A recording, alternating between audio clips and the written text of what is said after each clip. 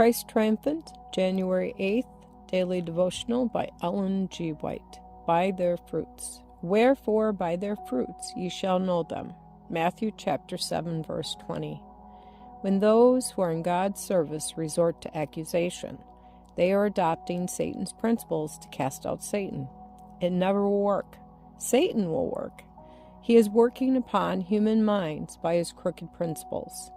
These will be adopted and acted upon by those who claim to be loyal and true to God's government.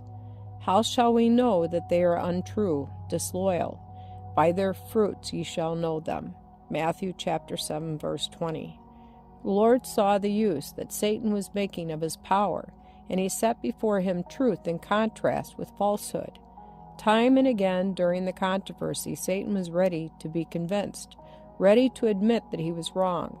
But those he had deceived were ready to accuse him of leaving them. What could he do? Submit to God or continue in a course of deception?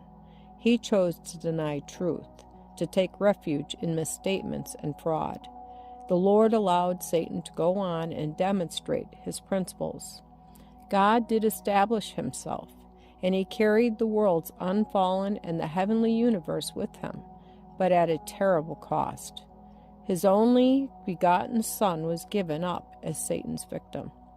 The Lord Jesus Christ revealed a character entirely opposite to that of Satan.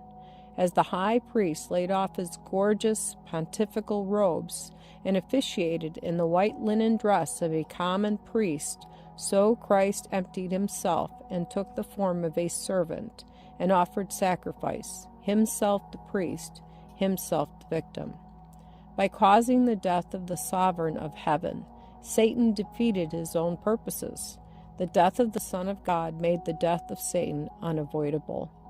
Satan was allowed to go on until his administration was laid open before the world's unfallen and before the heavenly universe. By shedding the blood of the Son of God, he uprooted himself from sympathy and was seen by all to be a liar, a thief, and a murderer. God sees that the same course of action is being pursued the world over.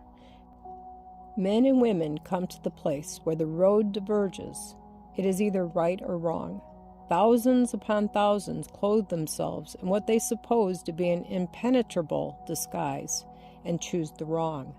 God does not force anyone. He leaves all free to choose, but he says, "By their fruits ye shall know them."